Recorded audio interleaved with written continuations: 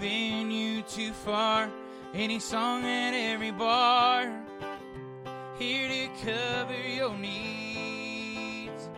Twin Rivers Music Scene.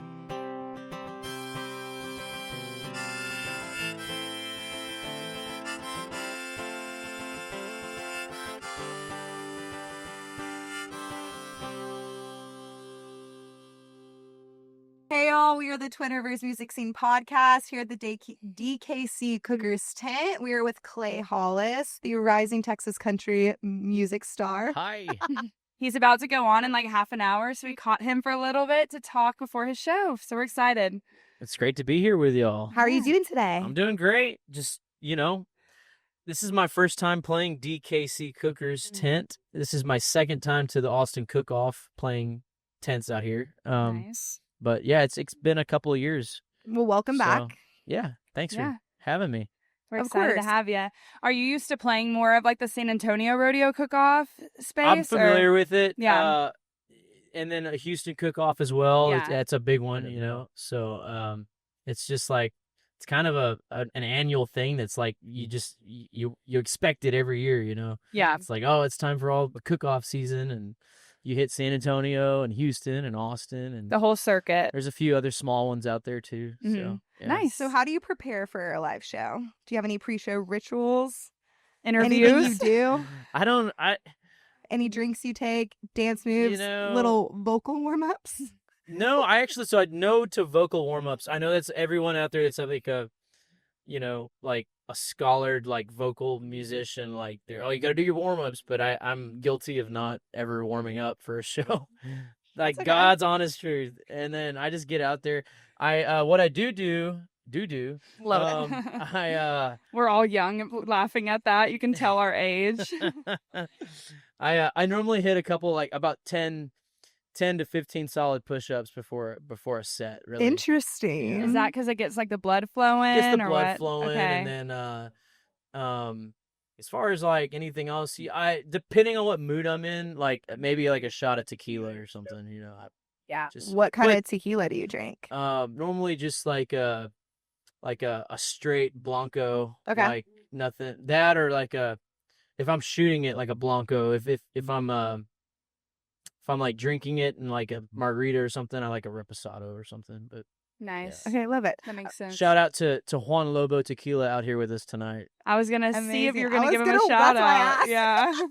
I just Plug slipped that them. in there. Okay, so you're from San Antonio, Texas. Yes, I'm from San Antonio. I was born in the Valley though. Okay. At Brownsville. And but yeah, San Antonio's been home for 25 years. So Okay, so how has San Antonio, do you think, like shaped your career in any way? well, I cut my teeth down there. Like I played the bar scene in San Antonio for like close to 6 years. Maybe 6 or 7 years. I played, there was all these little honky tonks around town, and we would just, every weekend we'd be playing the bar circuit of San Antonio, and then thankfully by climbing the ladder of success, we graduated into like the regional circuit and selling tickets to shows and trying to just continue to build a name, and that's, haven't looked back since.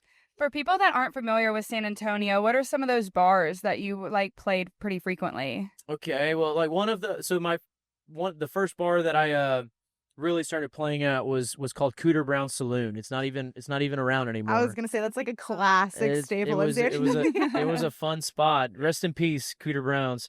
And we used to play like a club called Thirsty Horse Saloon. It's still there. I frequent it very often. It's fun. And It's a good time. But we did a Cowboys dance hall a handful of times over the years, and gosh, I remember the old Midnight Rodeo used to be there. We played Midnight Rodeo a handful of times. It's R.I.P. to that I think it burned too. down. Or It rest in peace to did. that place. Yeah. It's like we literally burned them down, man. It's like, oh my God. But yeah, that was the scene, and I still play out in San Antonio a little bit, but we're like I said, we're doing like ticketed shows, so we hit John T. Flores Country Store a lot, and we'll do some cool events throughout the year in San Antonio. But Yeah. I would say like 85% of my calendar is playing out on the road, and we're playing everything from North Texas to South Texas, east to west, and then surrounding states. Nice. So you can really tell in your sound now that you cut your teeth in dance halls and like honky tonks, that you have that classic like Texas country honky tonk sound.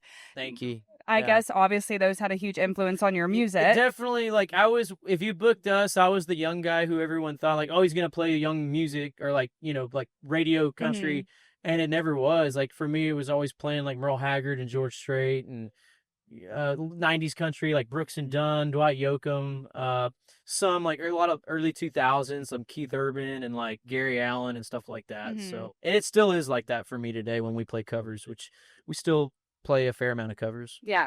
So speaking of those classics, I recently saw that you got to play on stage with Willie Nelson. I've got to ask you about that. Please tell me about how that happened. What was it like? Tell me everything. I really flew down there to just get away. I had a weekend off, and my buddy Randall King, who's a really good friend of mine, was opening. He's on the Willie tour, and we were just there hanging out. Some friends of mine, and we're down there supporting Randall and his band. And next thing I know, like I'm backstage with Randall King, and he just got done opening for Willie, and then like Willie's on stage, and then. But Willie's show's doing great, and then we next thing you know, Willie's like, "Hey, this Randall King and his band," and Randall just grabs me. He's like, "Hey, come on!" What a friend! And I'm like, "What a friend!" And I'm like, I guess I'm in the Randall King band now. You're like, I'll take it if I can get on stage with Willie. So, just one of those like a classic, like just blessed moment of being in the right place at the right time and having great friends, and like that's literally how that happened. I didn't expect it. I didn't know it was coming. Like it just, and then we went up there and sang with Willie. Gosh dang it, I can't remember the song we were playing. I'm sure you blacked out. I was like, whoa, there's 5,000 people in front of you. So and Willie Nelson to your side. Yeah. You're like, oh my god. It was funny because Randall goes, you guys come on, but stand in the back. Like let me. I'm like, yes, of course. Like I'm just happy to be here. Yeah, I'm just happy. I'm a fly on the wall, man. You have to think about that every single day. Like that has to be. It was a great. memory. Willie will be 92 this year, and so he's 91 during the show, but still, nonetheless, it's like I'm thinking to myself like, that's a once in a lifetime deal. Yeah. I had never seen him before. That was my first Willie Nelson concert, and then it's like my first Willie Nelson concert. I ended up on stage with the guy. Right? Like, what? That's insane. That is wild. That's an so insane cool. experience. Yeah. It literally was. So when you're not on the road or playing shows, what are you doing on your days off? Just tinkering with different things. I don't know. Like, still doing music stuff? No. Okay. You're fishing, right? I like to fish. I'm a big avid fisherman. Do you have like a honey hole that you won't tell anybody about, or do you have like spots like rivers, lakes? No, I don't really hit any rivers or lakes. Honestly, Okay. Quite honestly, I don't at all. I'll to drinking and like socializing purposes, yeah. But I'm a very avid saltwater fisherman, so I'm always down at the coast in my free time. I'd have to say, but I'm also pretty private too. Like I'm not always fishing, and if I'm off the road, then I'm just like, I'm locked up in a studio or tinkering with music or guitars but not really like, I'm not like writing a lot. I write when I go to Nashville and stuff. Mm-hmm. So days off, it's just chill mode. I really. love the word tinkering. Like, what are you doing tinkering? I don't know, working on my truck, turning wrenches on my truck, or messing with, boats or whatever. Something my brother messing with airplanes now, like with my brother and nice. stuff. Cool. So. You recently released a song called "Better on a Boat." Is that how it's? Beer's better on a boat. Okay, which honestly is a true. Yeah. Tell us more about that song. Wrote that one with my buddy Jesse Robb Jr. And a couple others, Helene Cronin and Scott Sean White. It was a 4-way write, and we were just talking about fishing and like, well, what's good when you're fishing? Like, man, cold beer, it's like, how about just beer? Like just beer. Beer's better on a boat. And that's like literally, we talked about all the places you can drink beer, and the best place you possibly be drinking beer is on a boat. So there you go. Like it's a given. The light bulb, boom. Like, yes. You're like, how about that? It was fitting for my brand because as we mentioned, yeah, I like to be on the water. So. Yeah. Of course, I love it. Okay, so speaking of your writing, you said that you write in Nashville. What is that process like? How often do you go?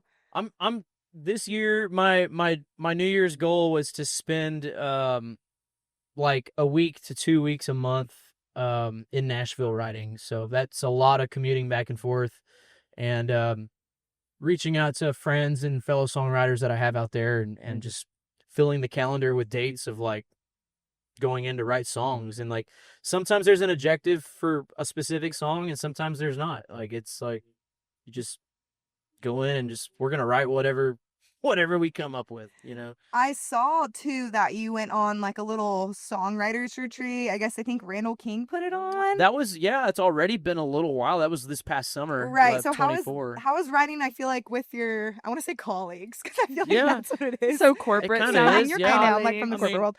Like, how is that like writing with your colleagues and friends rather than kind of like going in? I mean, I assume when you go to Nashville, it's kind of more like a sit down. The process once you're sitting down. It doesn't matter who you're sitting with; is still the same. It doesn't matter if it's like your best friend or if it's just a total stranger, colleague, writer. I think the process of attacking the song can be the same, you know. And by the same, I mean it's never. Everyone's got their own process, Right. But the only difference, I think, to answer your question better is like staff writing and like daily writing in Nashville is like waking up in the morning, going to a publishing house and writing with whoever you're writing with. And the retreat was actual close friends. We were locked up in a house for 3 days. We cooked, we drank, we would break off in groups to go write. And then, so like once you sit down, it's back to like just writing mode. Right. So, but, and then when you're done, we would come back downstairs or wherever you're writing. And then, everyone would share what they wrote. And so like that eats up a whole day. You write two a day, you know, you write a morning, right. And then an afternoon, evening, right. And I mean, we're wrapping up our days like as late as like 6:30, 7 o'clock at night, and then dinner and hang out and then go to bed and wake up and do the thing all over again. Right. Well, that's pretty cool. Okay, so how would you describe, if nobody's been to a Clay Hollis show, how would you describe it to somebody? I was told, this isn't my own description, but I was told that when you're coming to see Clay Hollis show, it's you're just in for a good time. I guess like that it's high energy and like I'm always like doing my best to rile up the crowd, and I don't know where I channel that from, but like I go out there and I just flip a switch and I'm like, come on, let's go, you know, like Clay Hollis. here we go. And You move around a lot on stage, which I think adds a lot to that energy for sure. you know, and like I think it's like it just depends like what setting you're in, but I would say for the most part they're like my catalog of songs is upbeat kind of stuff, you know. For sure. So. And what kind of advice would you give to a new artist in the Texas music industry? Don't do it. No. What kind of I don't positive know. advice? All right, guys, just quit whatever you're doing. Yeah.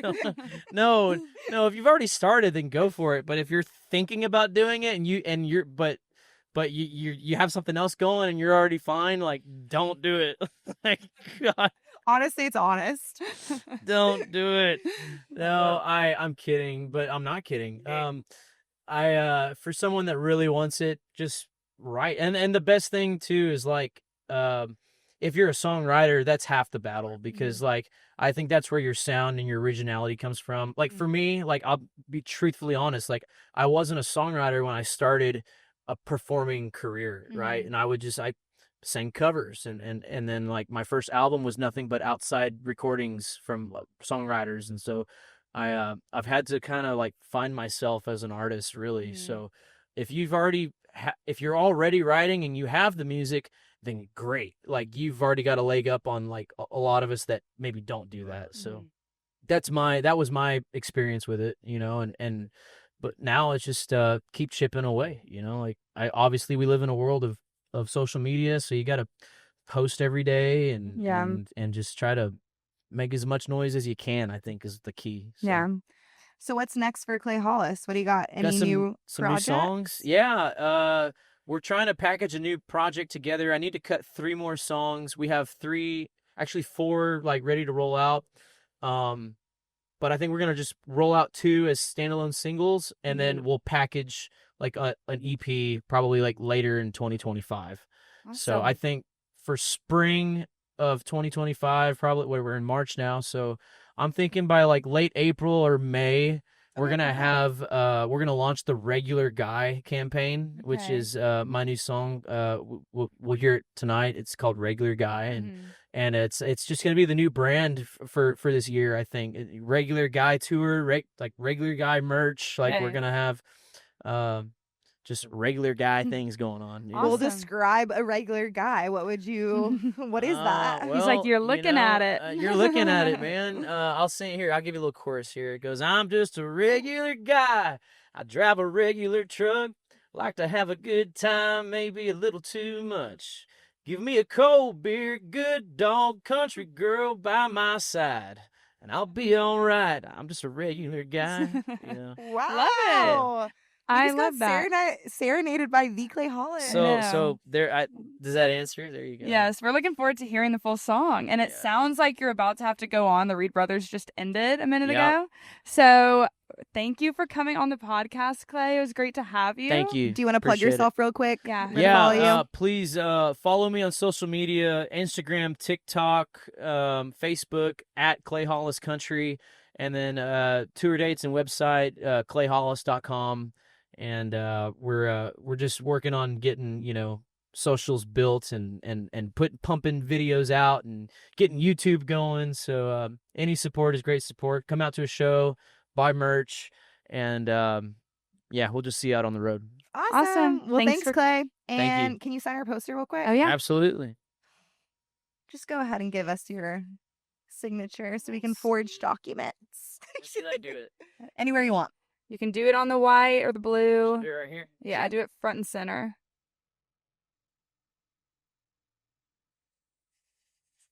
Amazing. Perfect. All right. Thanks, Clay. There it is. Again, we're the Twin Rivers Music Scene podcast at the DKC Cookie Stand. Yeah, we're about to go to Clay's show. See y'all. Bye. Thanks, Clay. Cool. No venue too far, any song at every bar, here to cover your needs. Twin Rivers Music Scene.